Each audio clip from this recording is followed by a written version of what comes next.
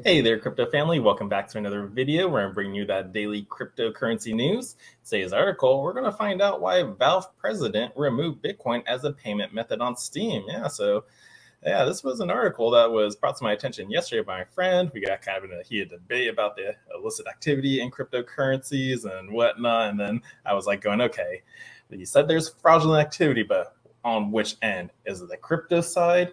Is it the person side? What is it? So this article is going to go over what it was and my little deep dive into it too. So recently, Gabe Newell, co-founder and president of video game company Valve Corporation, the developer of the software distribution platform Steam, explained why his firm had to stop accepting Bitcoin as a payment method on Steam. Steam is a video game digital distribution service by Valve that was launched as a standalone software client in September 2003 as a way for Valve to provide automatic updates for their games, and expanded into include games from third-party publishers. It has also expanded into an online web-based and mobile digital storefront. According to a report by PC Game, Bitcoin was introduced as a payment method on Steam in April 2016, and according to Valve, it was removed in December 2017 due to the volatility of Bitcoin's price and significant increase in the fees to process transactions on the Bitcoin network. Last October, Valve have quietly updated its guidelines for game developers to include a new crypto-related rule. The onboarding section of the Steamworks documentation had a new rule, number 13, that stated game developers should not publish on Steam applications built on blockchain technology that issue or allow exchange of cryptocurrencies or NFTs. According to a report by The Verge, this change was first pointed out on October 14th by the developer of an NFT-based game, Age of Rest, which he says was removed from the Steam platform because of this new rule. Age of Rest tweeted out, "We chose to be upfront about blockchain gaming and NFTs, and as a result, we finally lost the battle with Steam. While I am disappointed for Age of Rest being removed, the point is more to the fact that blockchain games as a whole are going to be removed. This is a setback for all." Very true.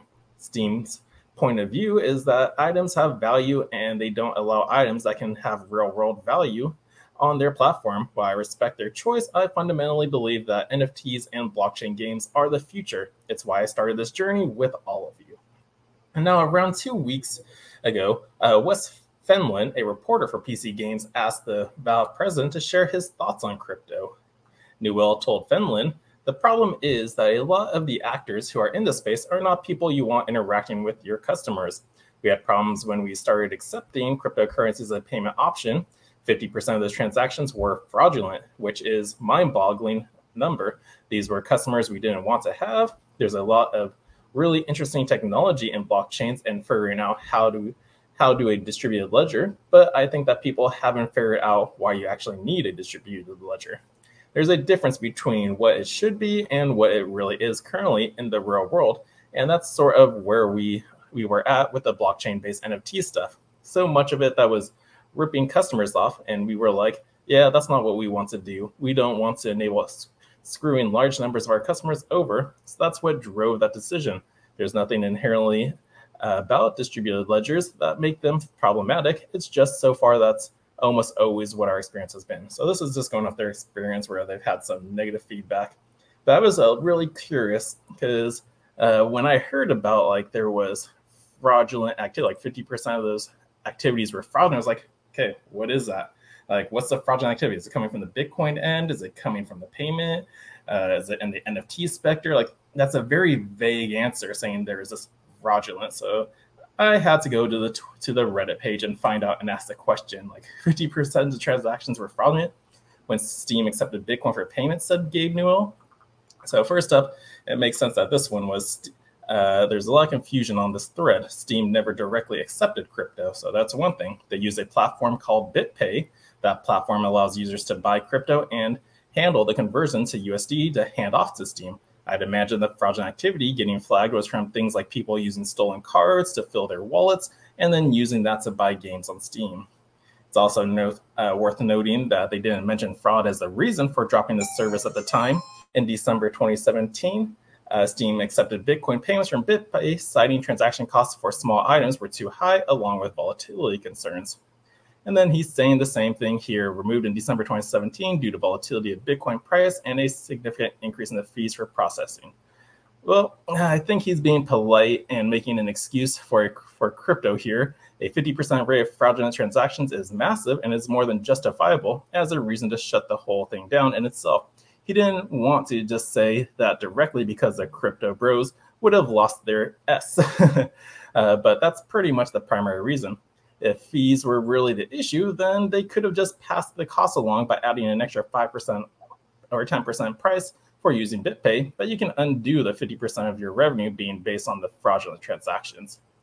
But let's see, who else tweeted out? It's pretty ironic that technology tend to be used for democratizing finance transactions, and Yeah, so like they really pulled it because of, the fraudulent activity right there, where again, they weren't really never using directly accepting crypto, but people using cards, stolen cards, and those are the people they didn't want to deal with. And then they also mentioned the volatility of Bitcoin. Well, we got coins like USDT stable coins or USDC, which is a Binance stable coin that's just pegged to the dollar, and then boom, there solves your volatility issue. So no more handling of that or worrying about that. But yeah, so I think this is just more of him like just not wanting to be a part of it at all and everything. So yeah, that's that news. I really had to dive down into it because literally like the argument I was having with my buddy was like literally 2 hours long, and we started going in the whole tangent of like, oh, everything crypto is like being so used for illegal activities. And then it was going, well, yeah, we're doing the same thing with the normal money system we got right now. You don't think those people are buying drugs, illegal weapons, and doing illegal stuff with cash alone? So it's like there's going to be illegal activity with every currency payment system, whether it be cryptocurrency or just the normal current currency method we got.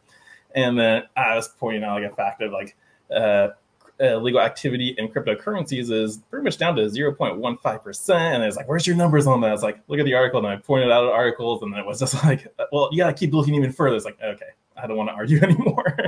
But yeah, so that's that article on why Valve president doesn't want Bitcoin as a payment option. He doesn't like the volatility, and he didn't like the platform he was using on. So again, look at Russia, or I mean, look at Ukraine.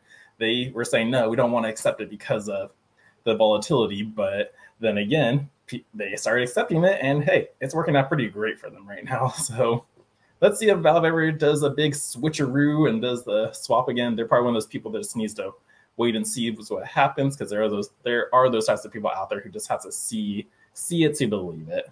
But yeah, so that's that article for you. If you guys liked it, please give it a thumbs up, like and subscribe, share this video with your friends, and yeah, just be safe out there and keep staying educated and diving in. Always keep learning and asking questions. So until next time, the Crypto Sherpa is out.